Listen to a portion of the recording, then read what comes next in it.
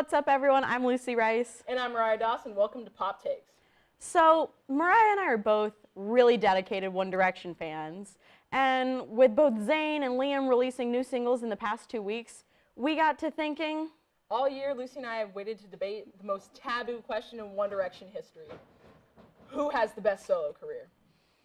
Mariah and I have both chosen one of the former 1D boys, who we think has been the most successful since the band's hiatus. We will be using supporting evidence from things like radio time, awards, albums, album sales, live performances to support our argument. All right, so let's get started. All right, now this was an extremely tough decision for me. Like, this was life-shattering. Trying to pick one, it just doesn't work. But if I had to pick, I'm definitely making the argument for Harry. I mean, I've got a Harry necklace on. It's just, he's the way to go, simply because you look at all his achievements in the past year. I'm not going to really argue since the hiatus, but say let's take it the past year. We've got his tour that is selling out worldwide. It's going on right now, his Live on Tour. That is amazing. Sign of the Times was actually released a year ago, back in April 2017. And Harry Styles, the self-titled album, debuted at #1 in the US and the UK, which those are all pretty big steps. Mariah, who's your pick? All right, so despite what my shirt says, I am going with the other boy on my shirt, and that is Mr. Niall James Horn. And I am going Niall because in terms of since the band, Niall has been the most surprising, and I think in my eyes that has made him the most successful. He's had 4 #1 singles, all in the top 20 of the Billboard 100, and just Niall's album. His album Flicker debuted at #1 in the U.S. I'm getting very John Mayer, Mumford & Sons type vibe from Niall's album, and I just really love it. I respect everything that Harry's doing. I respect his album, very good, but I just think that Niall is just doing it better. And see, I love Niall. I do. Don't get me wrong. But you take Harry Styles and you look at his performance in Dunkirk. I mean, the man is versatile. Like, versatile.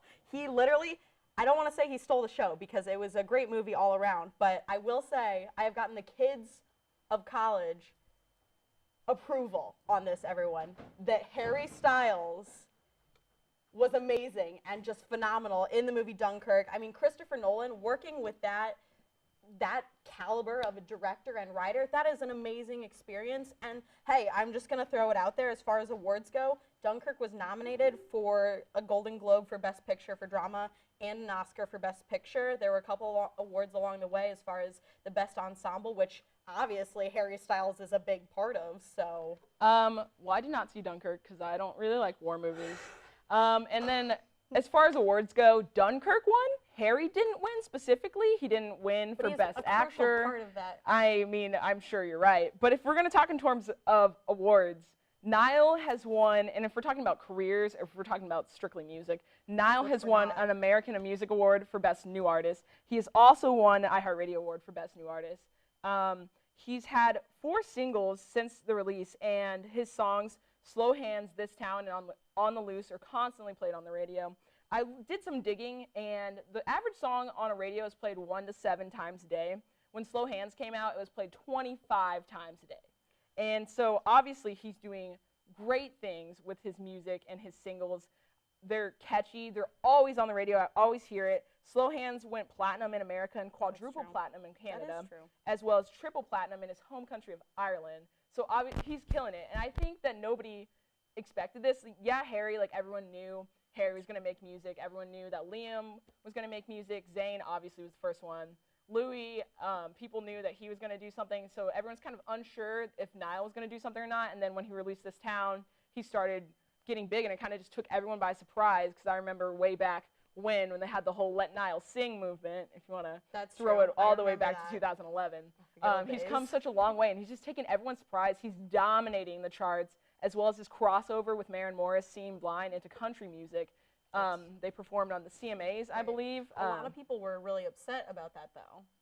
So he has a very narrow to me, very folky type of thing, but country music won't accept him, whereas I feel like Harry has more of a diverse sound, appeals to more people. Like, I know I'm driving in the car and I'll listen to Harry Styles with my dad, but he does love Niall, so I will give you that. Also, I think you missed out on a very crucial song, which is one of my favorites now, is Too Much to Ask. I did. That is a beautiful song, and I will give Niall credit for that. However, I would also like to make the argument that Harry Styles is untouchable when it comes to his tour. Because Niall, I mean, you sit there, Niall's the type of guy I want to sit down and be surrounded, like, at a campfire, and I love that vibe. But if I'm talking about the concert experience, I go there, I look for a good performance. You've been to see Beyonce, that's incredible. Harry Styles, out of the 5, and then 4, will give you that concert experience that you're looking for. I won't argue that. I will argue that Harry is the best performer, but I don't think it's a bad thing that Niall's concerts can be more intimate. It's a chiller vibe. That's fair. Forgot what I was gonna say. Well, actually, as long as we're talking about concerts, why don't we just, why didn't you pick, Liam, Louis, Zayn? Let's talk about that. Okay, didn't pick Zayn because Zayn, in my opinion, he's making the music probably that I listen to the most. Okay. And his album was really great, but he can't tour. You can't have a successful music career if you can't go on tour because you have anxiety. And right, and I feel bad saying that, but like that's rough. That's tough for him, but that's gonna set you back quite a bit. He came off so strong with Pillow Talk, and just he was really making news with Gigi. But since then he's kind of fallen off the radar. He has a strong Instagram presence, which Harry has a very artificial, very cultivated social media presence, and I think that's why Niall is better in terms of getting his music out there. I'll definitely give you that. As far as Liam goes, I definitely think tour abilities are also. I know we've talked a lot about that. When it comes to touring, he really wants to, sing and dance at the same time. Yeah. He should have been a Backstreet Boy, but he can't. Liam, I love him. God bless him. But singing and dancing is not his thing. He needs to sing or he needs to dance. He cannot do both. But in terms, which I found surprising, was Liam actually has had the best-selling single out of all of them with his song Strip That Down. Strip That Down, yes. Yeah. Although basic, it is the best-selling single. It is really, I mean, I listen to it a lot.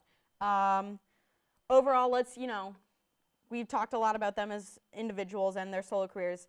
Really quickly, just, top One Direction song. One Direction, not individual. What do you think it is?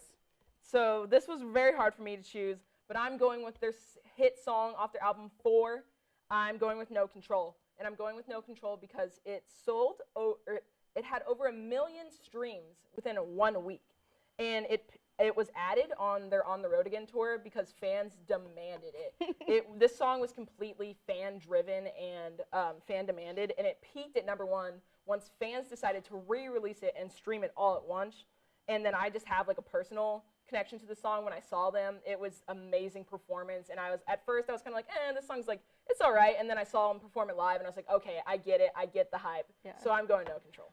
My choice would have to be, and I know it's one of your favorites, my choice is definitely one of the most underrated One Direction songs out there. It is Right Now from Midnight Memories. 4 and Midnight Memories, both strong albums, but you were talking about Niall having, that Let Niall Sing. Louis and Niall start off that track, and I think that is amazing. Zayn carries the chorus with his falsetto. Verse 2, we have Liam and Harry. It's just so strong.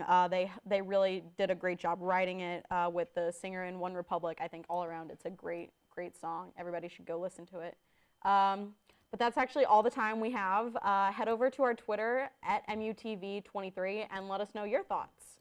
And if you want to check out any more shows you might have missed throughout the school year, make sure to head over to mutv.missouri.edu.